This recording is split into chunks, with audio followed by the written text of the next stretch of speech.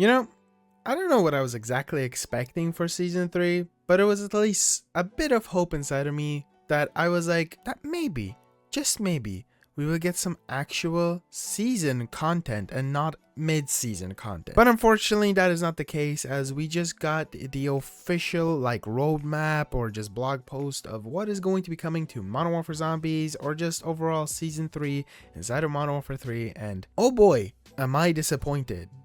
Kind of. Like, I was expecting it. Well, first thing is first, Zombies is just going to be getting the exact same content we had in Season 2 Reloaded, and I guess Season 1 beginning. Just the same old, same old. We're going to be getting a Dark Ether story, which is going to now involve rescuing Jansen from the Dark Ether, which is a brand new location, probably on Al Mazrah again. Well, not probably, definitely looking at the screenshots. Then on top of that, we have a brand new rift, which is essentially the same thing, just, you know, probably just hard mode and whatever else you want to call it, getting the sigils. Then we have Season 3 challenges and schematics, which is weird that they're trying to include this here. It's like they're really trying to make you think that there's like a lot of content coming to Zombies. It isn't. It's just more prestige like calling cards. They go on to also explain, for some odd reason, they're like, ooh, new weapons must mean new camos. I mean, yeah, but I wouldn't really consider that as actual like newsworthy for Zombies. And brand new schematics. Also on top of that, a brand new warlord. Nobody cares about the warlords, they are lame.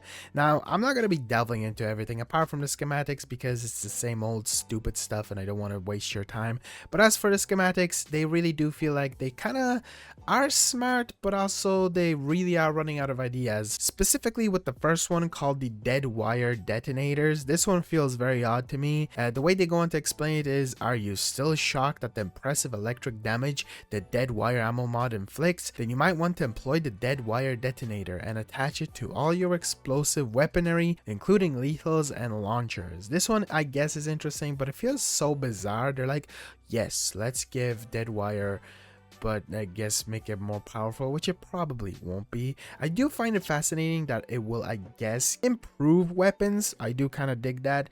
The past like ones that we did get were kind of lame. It is disappointing that there's like not even a brand new wonder weapon this season. I've lost hope. I'm not disappointed. Well, no, I'm not angry. I'm disappointed. That's the way I wanted to say it. As for the next two schematics, the first one is gold mask schematic. It essentially, you know, becomes more sturdy so you can do stuff with it. The way they describe it is a prize schematic with a shiny hue and an impressive long-lasting effect. Gain a self-regenerating gas mask for the rest of the match. This comes in extremely handy for surviving zombie strongholds and any surprises in the rift. It's kind of okay, I guess. I'm not crazy about the idea. It's basically just like the armor that you can get, the triple armor, the gold vest, whatever. But as a gas mask, I think that's fair enough and it's pretty smart.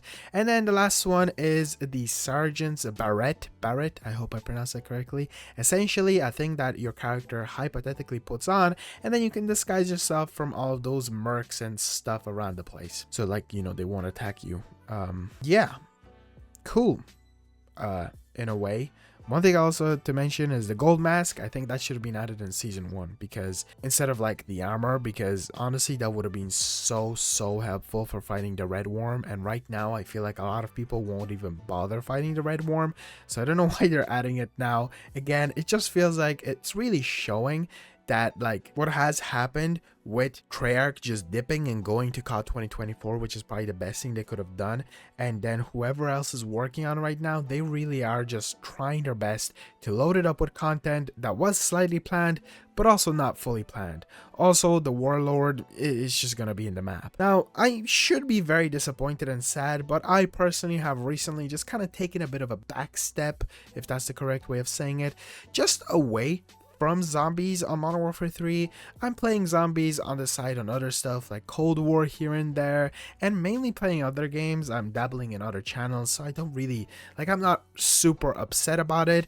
And one of the cool things that I will be honest, I am really looking forward to inside of Season 3, and there's a reason why I'm excited for this season, is because we are receiving Rebirth Island once again, and I really do enjoy Rebirth Island. It is the map that I personally enjoyed the most on Warzone, and was the only reason I found Warzone ever playable. I might be terrible at the mode, but it was always just fun to goof around and play with friends on there, so I'm probably going to do that most of the time up until COD 2024 launch, depending on what else they figure out with zombies. But I don't think they're going to figure out much. I think they did what they did, they released what they released, and maybe there will be a surprise like those daily logins which we did get in Season 2 Reloaded, which I thought were pretty solid. But yeah, ladies and gentlemen, that's it. Just wanted to quickly go over some of the stuff that we just got announced. Rebirth Island is the only good thing in my opinion.